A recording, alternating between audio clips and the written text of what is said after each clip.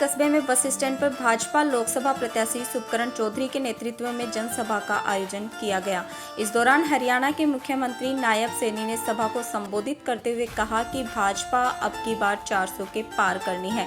अधिक से अधिक मतदान कर भाजपा को विजयी बनाए तथा जिले में पीने के पानी की समस्या हमेशा ही रही है। जल्दी ही यमुना का पानी जिले में आ जाएगा। लोगों को पीने के पानी के लिए परेशान नहीं होना पड़ेगा। अब भाजपा फूल खिलाए और मोदी सरकार बनाए जनसभा को कई भाजपा राजनेताओं ने संबोधित किया।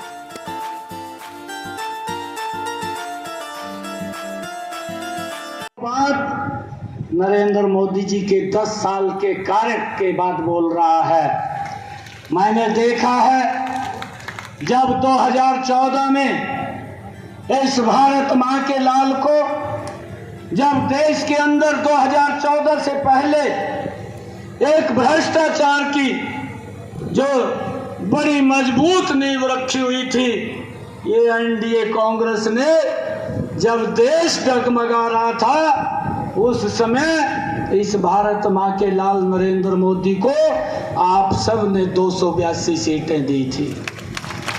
भाइयों, 5 वर्ष के बाद जब उन्होंने उस भ्रष्टाचार को एक विकास की गति के अंदर तब्दील किया तो आप सब लोगों ने भाइयों नरेंद्र मोदी जी को 303 सीटें दे करके दूसरी बार प्रधानमंत्री बनाया। भाइयों, मुझे खुशी है इस बात की कि देश की एक नई दिशा, देश का एक नया दशा ये पिछले 10 वर्षों के अंदर नरेंद्र मोदी जी ने इस देश को एक विकास की दे करके भाइयों दुनिया के अंदर चमकाने का काम किया है।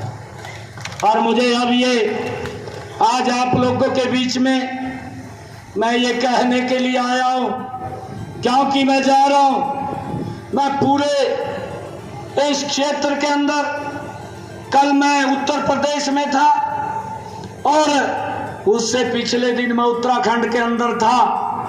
उत्तर प्रदेश के लोगों ने एक निर्णय किया है कि जब ये 2024 का चुनाव होगा, 4 जून को जब ये रिजल्ट आएगा, भाइयों आप लोग तो ओपनिंग में खड़े हैं, आपने तो ओपनिंग में आकर के बैटिंग कर रहे हैं। भाइयों ये मैसेज, ये उदयपुर वाटी का मैसेज भाइयों ये पूरे देश के अंदर जाना चाहिए कि अब की बार 405 सीटें दे करके नरेंद्र मोदी जी को तीसरी बार प्रधानमंत्री बनाना है। और भाइयों यहाँ से कि भाइयों नरेंद्र मोदी जी के पास जाए। पिछले 10 वर्षों के अंदर नरेंद्र मोदी जी ने वो काम किए हैं भाइयों जिनकी कल्पना से परे की बात है। आज मैं देखता हूँ यहाँ तो इस प्रकार के विपक्ष के लोग हैं जो भाइयों झूठ का सहारा लेते हैं और झूठ बोल करके वोट लेने का काम करते हैं। मुझे ध्यान में है भाइयों पिछले चुनाव के अंदर राहुल गांधी आपके राजस्थान के अंदर आया था। मैं अभी अलवर में गया था, अलवर के लोग मुझे बता रहे थे कि हमारे यहीं आया था और यहाँ आकर के उसने मन से आकर के बोल दिया, कहा भाई वोट दे दो मैं कर्जा माफ कर दूंगा, परंतु किसी का कर्जा माफ नहीं हुआ। आज ये मैनिफेस्टो भी निकालते हैं, मैनिफेस्टो के अंदर लिखते हैं कि हम न्याय करेंगे। अरे जो लोग 55 सालों तक इस देश के ऊपर सत्ता में रहे हैं और 55 साल के बाद अगर वोट लेने के लिए उन्हें न्याय की बात करनी पड़े तो भाइयों फिर आपके ऊपर विश्वास ये देश नहीं कर रहा है। भाइयों आपने तो अन्याय किया है, राजस्थान के किसान के साथ अन्याय किया है। आपने बोला कि हम कर्जा माफ करेंगे, परंतु कर्जा माफ नहीं किया, परंतु न्याय तो विशेष नहीं है। भाइयों ये सम्मान ये नरेंद्र मोदी जी ने दिया है। भाइयों कभी भी मैं आपका बेटा हूँ, आपका भाई हूँ, कभी भी मेरे से आपको जरूरत पड़ेगी, हरियाणा के सीएम हाउस के दरबार 24 घंटे आप लोगों के लिए खुले हैं। आप कभी भी आ सकते हैं, मिल सकते हैं। भाइयों आपकी बात को सुन करके उसका भाइयों उचित निर्णय किया जाएगा। भाइयों मैं देख रहा था कि झुंझुनू के अंदर पानी की बड़ी समस्या है और इसके लिए हम कटिबद्ध हैं। मैं आज आप लोगों को विश्वास दिलाता हूं कि आप यहां से 25 लोकसभा की सीटें हैं। भाइयों 25 की 25 लोकसभा की सीटें राजस्थान ने पिछली बार नरेंद्र मोदी जी को दी हैं और मैं आज आप लोगों के बीच में भाइयों एक बात कह रहा हूं कि हमारी हरियाणा की 10 लोकसभा की सीटें हैं। हमने पिछली बार 10 की 10 लोकसभा की सीटें नरेंद्र मोदी जी को दी थी। अब की बार भी 10 की 10 लोकसभा की सीटें जीत करके नरेंद्र मोदी जी के पास पहुंचाएंगे और मैं ये संकल्प आपसे लेने के लिए आया हूं कि ये 25 की 25 लोकसभा की सीटें हमारा कोई भी भाई कहीं पर भी बैठा है और हमारा रिश्तेदार है, हमारा मित्र प्यारा है, भाइयों उसको एक ही बात बोलनी है कि नरेंद्र मोदी जी के नेतृत्व में ही इस देश को आगे बढ़ सकता है और उनको मजबूत करना ये हम सब की जिम्मेवारी है। 25 की 25 लोकसभा की सीटें हमने नरेंद्र मोदी जी को देनी है। भाइयों मैं ये भी देखता हूं कि आज नरेंद्र मोदी जिस तरीके से देश को आगे बढ़ाने का काम कर रहा है, भाइयों आज ये स्पष्ट नजर आ रहा है हमारे नेता की नीयत भी सही है, हमारे नेता की नीति भी सही है। भाइयों हमारा नेतृत्व भी इस देश के लिए बिल्कुल सही है। यहाँ झुंझुनू जिले को जो आपके यमुना के पानी का हक है उस पानी के हक को हम दिलवाने का काम करेंगे भाइयों, उसमें कोई दिक्कत नहीं आने देंगे। मैं ये आप लोगों से कहना चाहता हूँ। और भाइयों नरेंद्र मोदी जी है, नरेंद्र मोदी जी ने जबरदस्त काम किए हैं। मैं देखता था, मुझे ध्यान में है हमारा हरियाणा का दक्षिणी जो छोर है जो आपके लगता हुआ बॉर्डर है, इस बॉर्डर के ऊपर हमारी माताएं बहनें पीने का पानी भाइयों 5-5 किलोमीटर से 10-10 किलोमीटर से यहाँ पर पानी पीने का सर के ऊपर मटका रख करके लेकर के आती थी।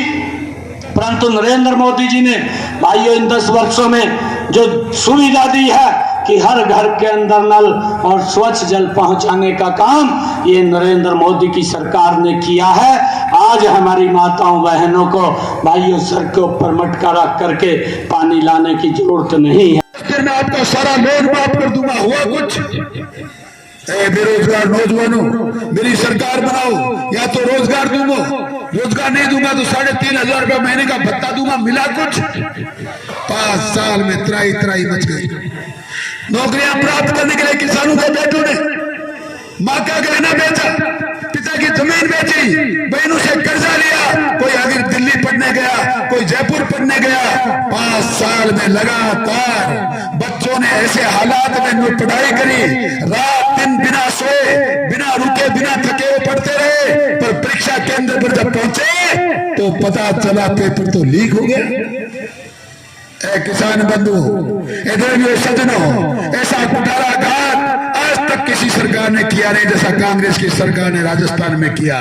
1 बार 2 बार नहीं, राजस्थान की सरकार ने 18 बार पेपर लीक करके मेरे देश के नौजवानों का भविष्य बर्बाद कर दिया। आओ ऐसी सरकारों को बदलने की जरूरत है, आओ ऐसे लोगों को नकारने की जरूरत है। और वो लोग जो आज हमारे सामने लोकसभा का प्रत्याशी बनकर वोट मांग रहे हैं वो भी उसी सरकार में मंत्री हुआ करते थे जिस सरकार ने आपका भविष्य बर्बाद कर दिया।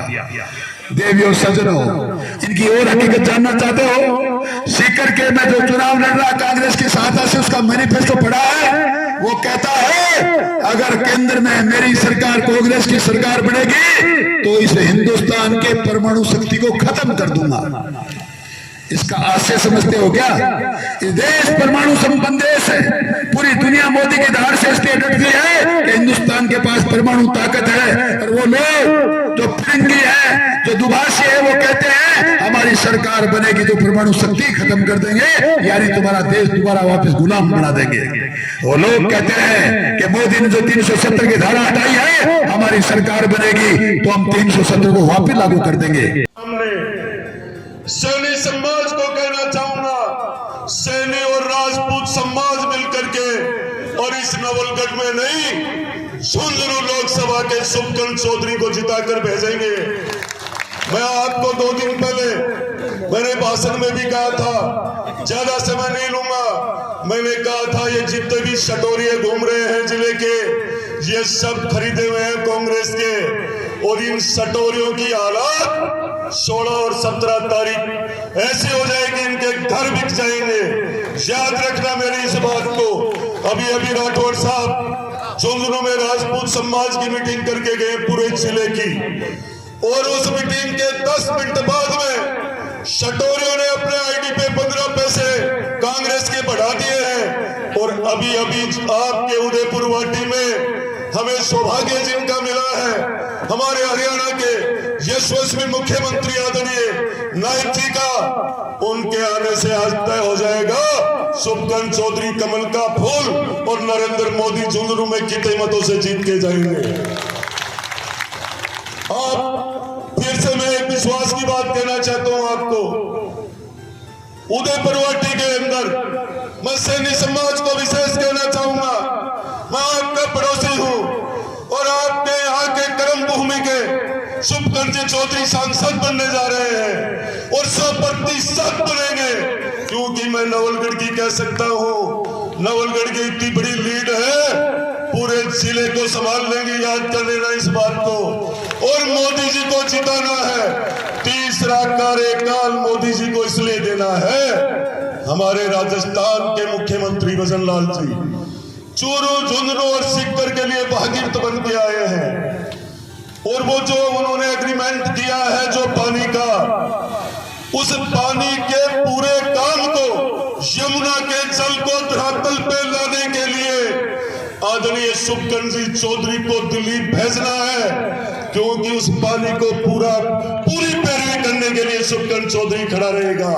मैं इतना ही कहकर मेरी वाणी को विराम देता हूं।